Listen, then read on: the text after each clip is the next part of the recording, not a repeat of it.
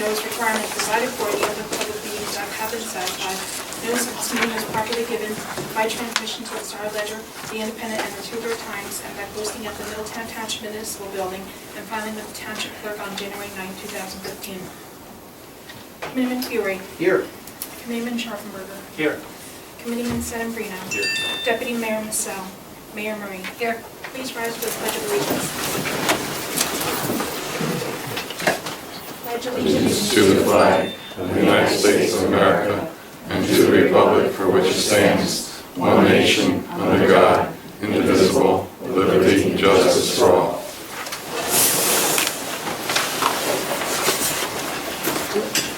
At this time, I'd like to ask for a moment of silence to honor the troops serving worldwide, defending our freedoms, constitutions, and way of life.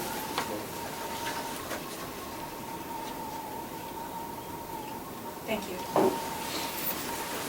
Our first item tonight, we have public hearing on ordinance 2015-3152, an ordinance of the Township Committee of the Township of Middletown, amending Chapter 127Bs, Poricy Park. Is there anyone who wishes to speak to 2015-3152?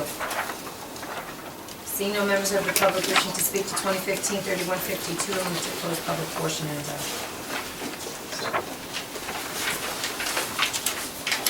Committeeman Fury. Yes. Committeeman Scharfenberger. Yes. Committeeman Sedembrino. Yes. Mayor Murray. yes. Motion carries to adopt this ordinance on second and final reading. Our next item on tonight's agenda, we have Resolution 15-249, a resolution for payment of bills, October 5th, 2015. So moved. Committeeman Fury. Yes. Committeeman Scharfenberger. Yes. Committeeman Sedembrino. Yes. Mayor Murray. Yes. Motion carries to pass Resolution 15-249. At this time, I'd like to ask the Township Committee if you'd like to do a consent agenda, which would include Resolutions 15-250 through 15-255. So moved. Second. Committeeman Fury. Yes.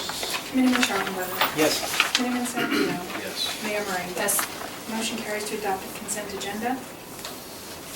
Items for October 19, 2015, we'll have approval of minutes, certificates of appreciation and proclamations for recognition of the Middletown Day sponsors, supporters, and proclamation declaring October 24th as Make a Difference Day, presentation of volunteerism award, and a presentation recognizing 2015 Asbury Park Press Readers' Choice Awards.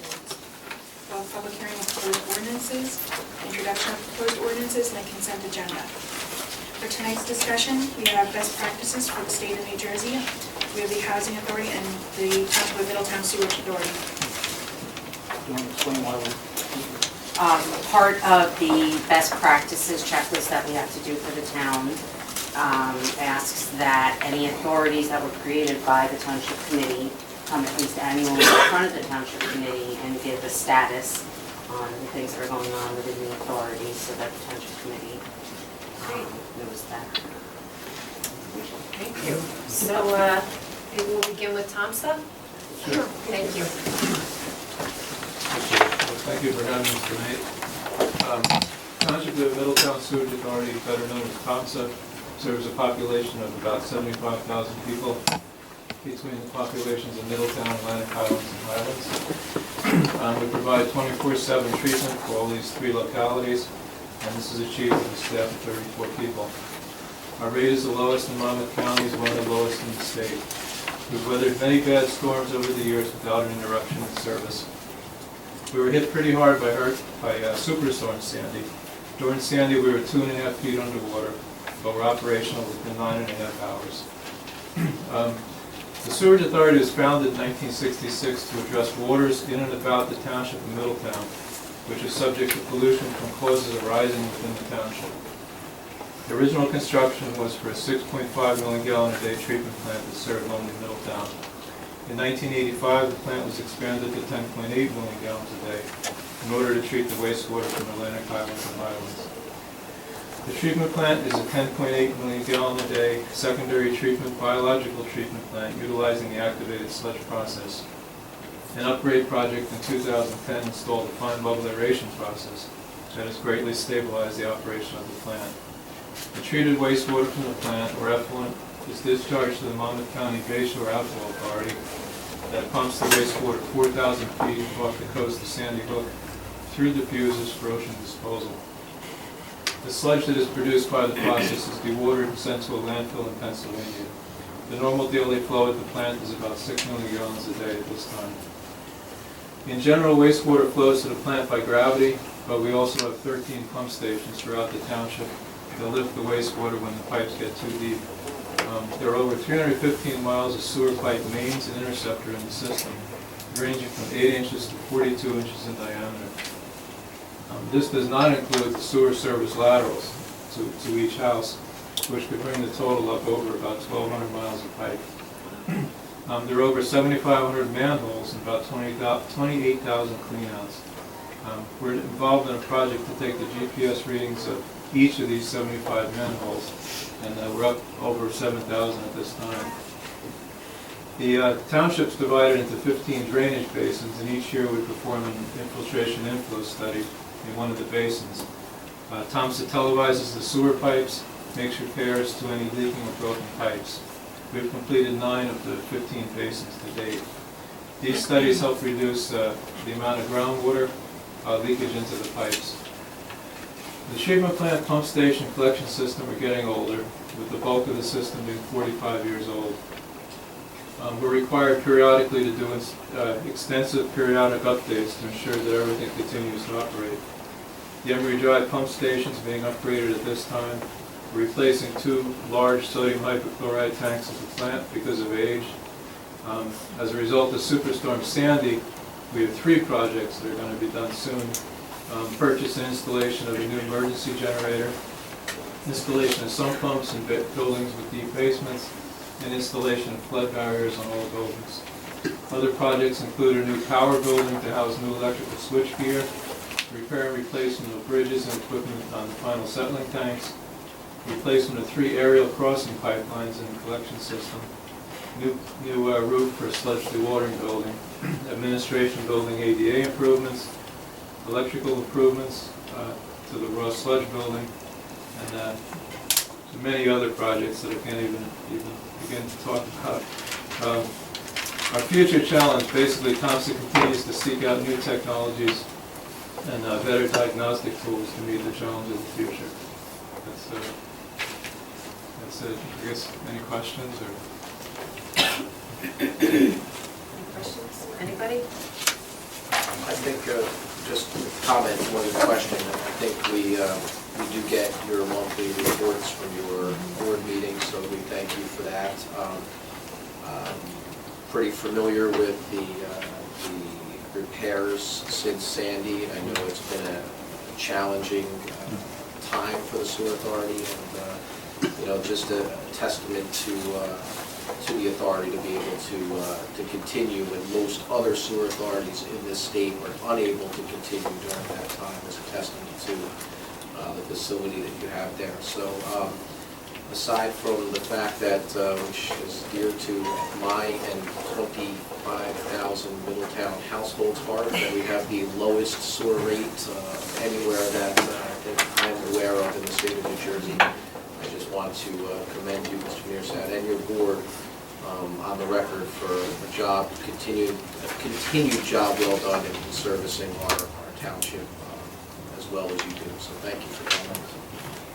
And you know what? I don't think there's any more underappreciated until something goes wrong system in the whole town. And it is amazing. And we had a rain. We had a couple of big nor'easters and a big one. And we hear complaints all the time about this or that went wrong. Nothing about the sewer authority.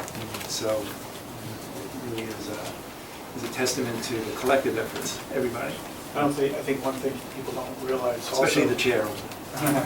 about TOMSA, about all sewer authorities, but TOMSA is how heavily regulated they are by the DEP. Yeah. We deal with DEP a lot, and we do. They have it even worse. They're really heavily regulated. There's a lot of very strict rules and a lot of severe penalties if you don't play by the rules too. So it's it's quite an operation.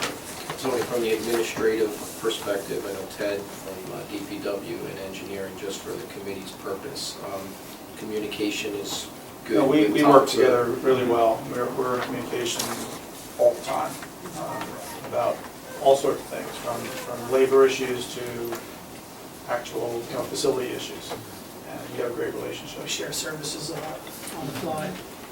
And even the facility, you think sewer plant, you go in there, it's immaculate. It is immaculate. It's- That's one thing I'll never forget, how immaculate It's a great and science taken project, care of really. it is. Yeah.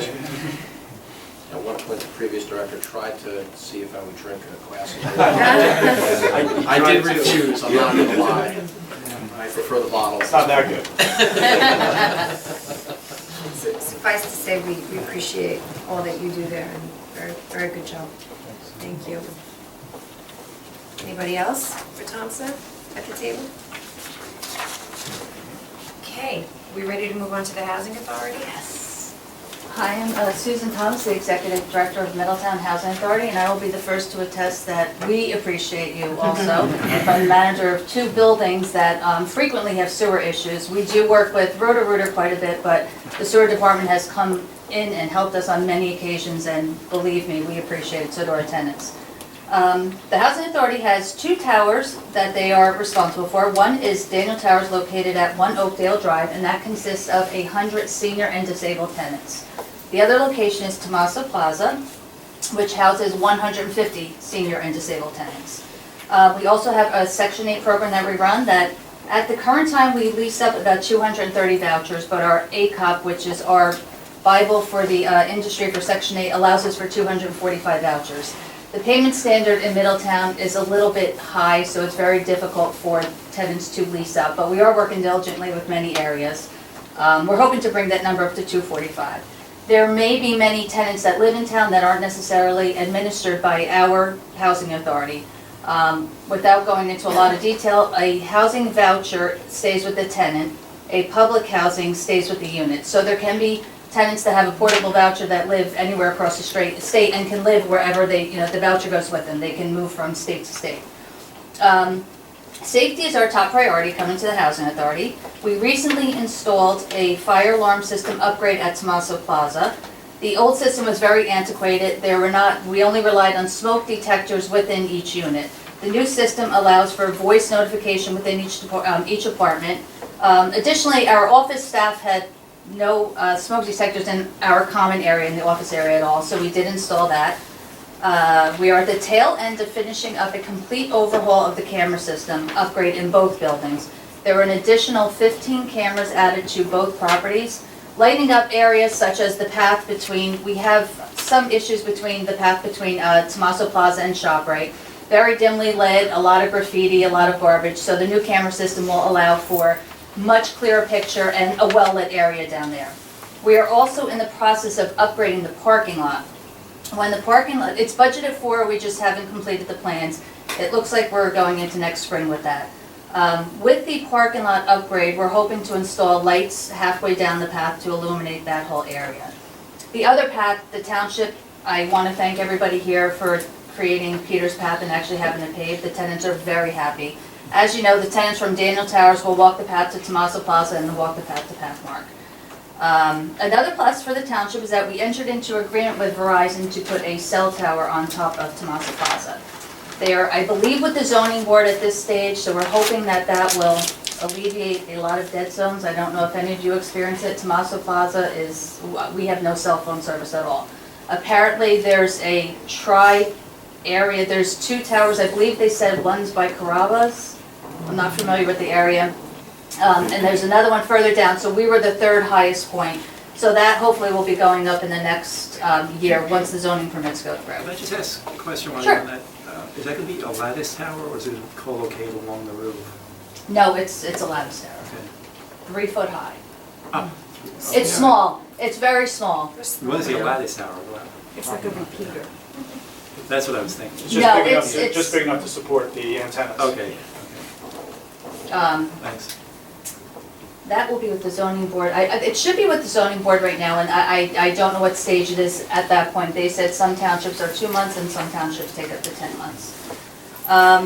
So that our main concern is the tenants. I know the township may receive calls about tenant complaints every now and then. I implore you to reach out to us. A lot of the complaints that come in are literally from stringent rules and regulations that HUD makes us adhere to as far as the tenants are concerned. However, they are our primary responsibility and they're safe and decent sanitary housing. So I did not have the history of the housing authority. Had I known that, I would have gone into more, but this is my first go at it. So if there's any questions that anyone has, I'd be more than happy to answer. Do you know how many certificates, Section 8 certificates are attached to units in town, that breakdown? No, and At that's, some point, we're going to need to talk about that. that's a very difficult number to adhere to. We actually, there's jurisdictional lines, there's, as I said to you, literally, there can be somebody from Georgia that administers the voucher and they live here and it would be very difficult to find But those are out. the ones attached to people, right? Correct. The ones attached to the units themselves. The units would just be our two buildings, the two public housing buildings. You don't have any certificates attached to any housing units throughout the township other than your two buildings? The two buildings that we have are public housing, that subsidy But the remains 200 with the You mentioned you have unit. 230. Those are portable vouchers. Those are all portable. Right, now, I can track my tenants, but for somebody living next door to you, if it's administered by And Georgia, your 230 could be living anywhere, correct. not just Middletown. Correct. You have 230. Yes. Yeah, it's complicated because they made it a housing choice voucher, Right, so yeah. the portability just, and with the portability, they don't necessarily come to our agency, they can be. Right. They don't keep you up to date as to where they are, right? Right, and they can administer them from another state and not have us in the loop. It gets complicated. All right. Any other questions? Just a quick question. Sure. We've been hearing a lot of, or I've been hearing and reading a lot of changes in particular potential regulation with respect to HUD and changes with respect to, I don't want to say Section 8, so to speak. It might be. It is under Section 8. Okay. But with respect to increasing or kind of changing the ability to administer Section 8, I mean, any comments into any regulatory changes on the horizon Something that... with the funding. Yeah, something to do with change. funding. Federal funding, we're looking to have federal funding from other places instead of just from HUD. Are you talking Or about that the HUD was RAD gonna take conversion? money, right, HUD's gonna from take other money places back rather or, than- Yeah. HUD always threatens to recapture money, but that would affect your public housing. That wouldn't affect Section 8. Okay. Section 8 is a totally, Section 8 supports itself. Right. With public housing, there's always that threat, there's always that fear, that's been out there forever, which is, the bone of contention with housing authorities that are run well. HUD recaptures the money from a housing authority that's performing well You get to credit give for to the, doing well, right, to give to right. a troubled agency. Right. The wave of the future, which we are moving towards for Daniel Towers, is what is called the RAD conversion.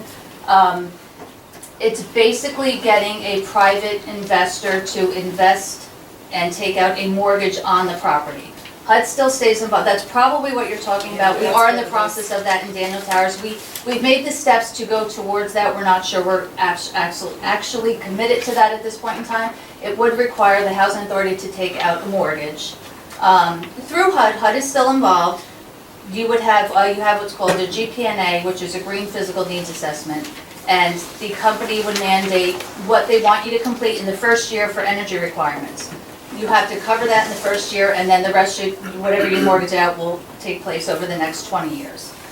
We are moving towards that in Daniel Towers. We haven't committed to it yet. HUD is still involved, but your funding would come from a private investor. So that's or- that tax credit sale type thing? It's not, we don't want to get involved in tax credits. If we can get a first mortgage, we're going to do it. If it becomes to tax, it comes down to the stage of tax credits, we just don't want to get And involved. you're The board already wants involved nothing in to do with that that. with Daniel Mhm. Towers. Yeah.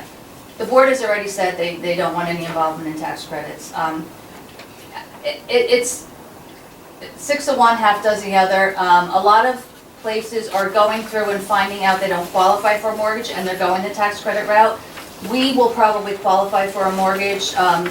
We really don't see any issue with it. But as a board, we're still not sure we want to move forward. So we're taking the steps without committing to it. I would say that, hi everybody, Rick Holbert, chairperson of the board. Come in. Oh, thank you. Board of Commissioners for the Housing Authority. The reason why, I should say, there are many aspects to why you want to do a tax credit project and why you don't want to do a tax credit project. One of the issues with a tax credit project is that it requires very low income units. And with a very low income unit, it's hard to meet the utility needs. It's just, your operating margins aren't very good. So when you have very low income, it's very difficult to continue the project. You have decertification rules. They can reach back a number of years in the event that you get certified. So the RAD program, which requires a private investor and a first mortgage, is probably the best bet to preserve the housing going forward. Oddly enough, surprisingly, given the current administration, the amount of funding HUD has received over a year as a function of sequester has been reduced. You would think it would go up. It actually went down significantly, and it's going to continue to go down. It's been trending downward for the last 6 years, and it's going to continue to get reduced. So by taking advantage of RAD and kind of preserving our capital accounts, and then going private, not only do we have it under the thumb of HUD regulations, some state regulations, not very many, but it's probably our best bet to preserve that building and that kind of housing in the municipality. I'm sorry, I just want to clarify one thing. And you may have said this, and I apologize if I missed it. You're saying there's fewer regulations now, federal regulations, if you do that? If RAD happens, there is less federal oversight, Okay. which is a good thing. Okay, great, thank you. Thank you very much. Okay. The next item on the for discussion is the transfer of equipment. Public Works. This is a reference to a mini garbage truck that we've had at Public Works for probably 15 years or so. It's rusted out. We tried to auction it off. Nobody wanted it. It's about the size of you should have pictures in the packet, but it's about the size of maybe a small pickup truck or a big farm tractor that picks up individual 3-yard dumpsters. Parks and Recreation picked it up a while ago. They used it some of the parks, but it really wasn't workable for the parks. Like I said, it's rusted out. We tried to auction it off.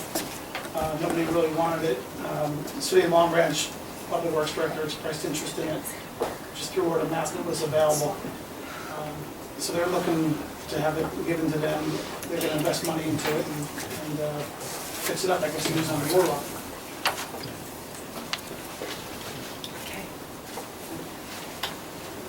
We have the 2015 Sustainable Jersey Grant. Question. So explain to me what this grant application is and what the potential matching contributions, if any, or potential restrictions that we have to adhere to, because I think I've asked this question last year, in 2014. I was told about some different things. There's no match to this one.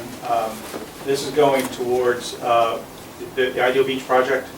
The idea is if we got this, it was to use LED lighting and swap out the parking lot lighting that's there, which was already part of the plan anyway.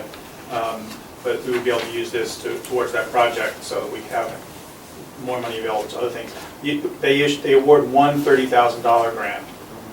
If you're lucky enough to get that, that's great. They issue, I think it's 7 $10,000 grants.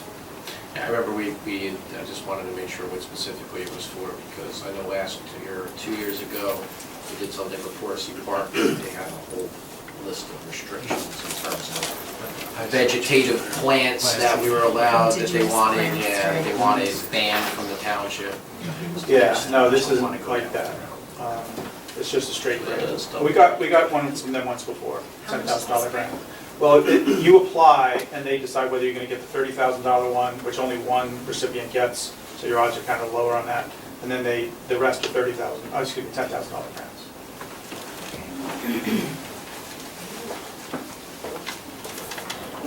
We have a resolution authorizing change order 10 for the 2013 road reconstruction program and the pawn shop database program.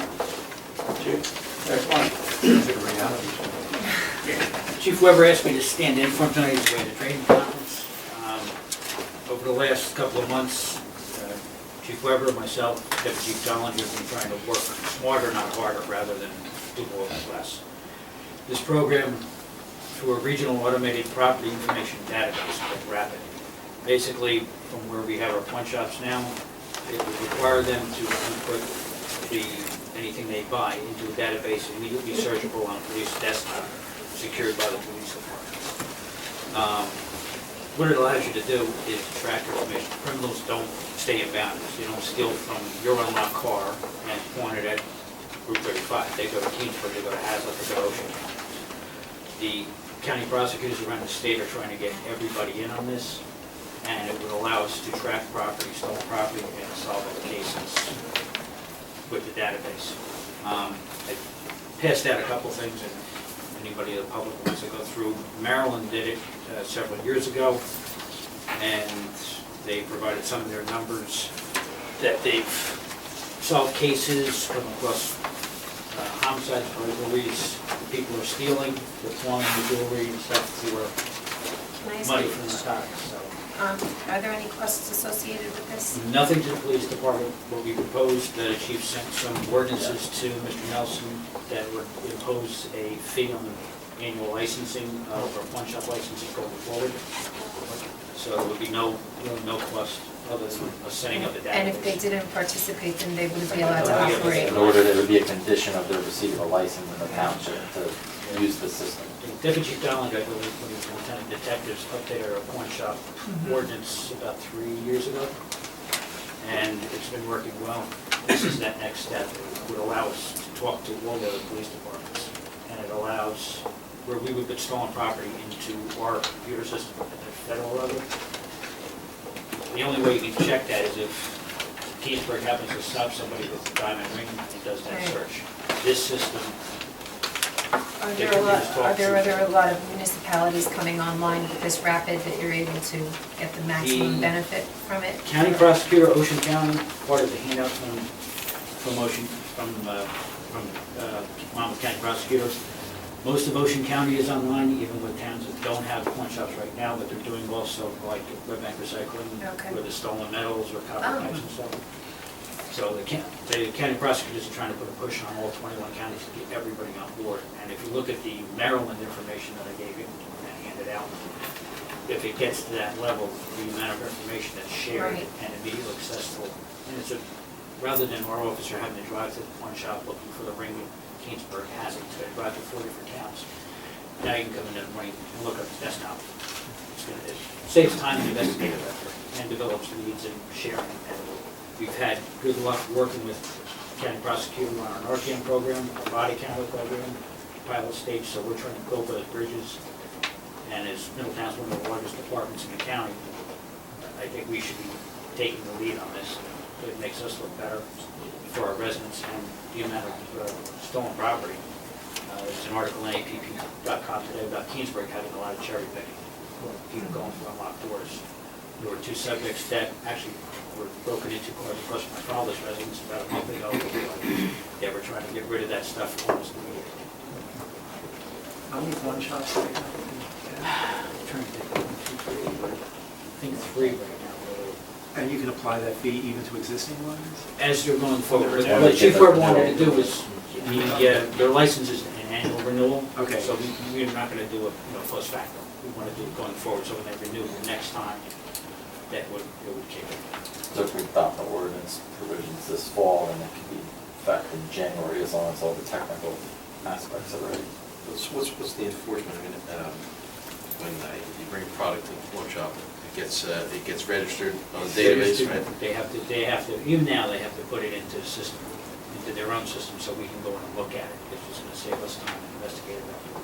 So if you had let's say you had 2 carat diamond rings stolen out of your car, an item of jewelry, you have a description of going into the system, along with your license or ID they have to give for each pawn shop. That would pull it right there to the officer. Most times people trying to come in and sell stuff, they stole it. It's not gonna bother the person who's legitimately trying to sell the gold to pay for their cruise. But it's gonna give us another database and use technology to advance our cases. I take it some of the downsides for the vendors are that they're not going to get their license renewed at the beginning of the following year if they're, right? True, but it's been, from what I've heard from Ocean County, it's been well received, and said, Joe Coronado down in Ocean County's. I mean, they already have to enter this data effectively in their own inventory system with the license also. So it's not changing anything that they're already required by law to do, but just entering it into a different. Just expanding. Shared database. Yeah, expanding the Just information. linking their inventory into the whole Do we data. have an approximation of what other towns charge? Is there a set fee, or is it just depends on the ordinance? Is there? Depends on the ordinance, I believe there's a $250 annual fee. That's what Chief Roberts told me. So only $250 that turned into the off that we're getting there. It's a small one. Pawn shop license, so that's a small one. 1 day's transaction. Less than one day. Less than Probably one transaction, maybe, I don't know. Depends. Any other questions? So if we'll plan to introduce this on the 19th, then that would be the schedule if everyone's okay with that. Because we'll only have the one meeting in November, remember? Right, So one in November. we'll have to introduce in October, on October 19th, and then adopt it we'll have a public hearing at the November meeting, 16th. Thanks. Great, thank you very much. Everybody get, I left a couple of them.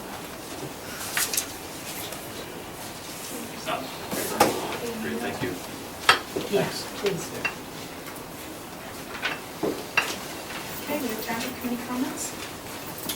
Okay, I'm gonna go with Committeeman Sabrina tonight. Thank you, Mayor. The only comments that I have is that this meeting, I've learned quite a bit more than I knew with regard to the sewage authority, the housing authority, and the number of pawn shops we have in town, so, which is not something that I need to know, but, okay. So thank you very much all for that information. It was very enlightening and lets us do our job in moving forward in a better fashion. That's all I have this evening. Thank you. Committeeman Fiore. Thank you, Mayor. Really quickly, I'll save most of my comments for the general meeting, and I know we've spent a lot of time in the general meeting, but just wanted to say what a great day last Saturday was at Middletown there, Saturday before last Saturday, was at Middletown Day. Another fantastic turnout, and I wanted to take a moment to not only thank all of our sponsors, some of which are here this evening, but also everybody from the staff and from the volunteer perspective who put on a tremendous day. And it is always great to be able to share a great community day at no cost to the taxpayers. So just a wonderful thing that we get to do, and just appreciate everybody's help in making it such a fantastic day. The only other thing I'll mention really quickly is with respect, you see there was another resolution for a shared service tonight in Fairhaven, so every time we do a shared service, I feel the need to just highlight it again in my township committee comments, because it is clear that shared services are the path of our ability to try to keep services as high as possible while bringing in revenue to help offset our tax base. And finally, just a comment also to thank the Housing Authority and the Sewer Authority for coming in tonight. It was definitely something to learn more about. I'm much more familiar with the Sewer Authority than in the Housing Authority, but I do try to keep my finger on the pulse. I appreciate them coming. And lastly, thank goodness for whether it was a low pressure or a high pressure system for a little blowout to the Atlantic Ocean, but clearly the township was prepared and started our preparations in case of what could have been a very powerful storm here in the Mid-Atlantic. So thank you to everyone who kept an eye out and had the preparations in fact. So thank you. Dr. Sharpenberger? As Committeeman Fiore said, I'm going to save mine for the general meeting, but I will say about Middletown Day, how lucky can you get?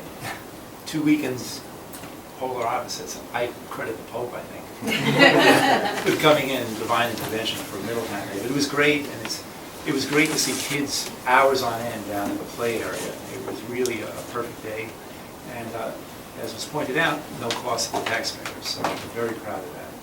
That's all for tonight. Great. I also am going to save the bulk of my commentary to the October 19th meeting, but I do want to mention that the Belford Community Identity Stop is coming up, I believe, next week. We have a morning session on Thursday, 10 to 12, and then we'll have an evening one the week after, 6 to 8. So we invite the community to come down and talk to us about the hyper-local issues that are affecting the community. And it will be, it's gonna, I believe it's going to be at the firehouse. Yeah. So we're excited about that. And also, I'm going to mention this, tomorrow the administrator and I are going to Trenton. One of the ideas that Tony has kicked around with the DEP and Congressman Smith's office is perhaps a pilot program to get funding to put in flood vents, which would help with insurance premiums. So hopefully tomorrow we'll get some progress on that. So with that being said, I'm going to move on to public comments. So is there anyone here who would like to make any public remarks? Seeing no one here interested in making any remarks, I move to close public portion and adjourn. Second. Committeeman Fury. Yes. Committeeman Sharpberger. Yes. Committeeman Sedambrino. Yes. Deputy Mayor, Mayor. Yes. Deputy Mayor tonight. Yes. Motion carries. I would make it. Excuse me.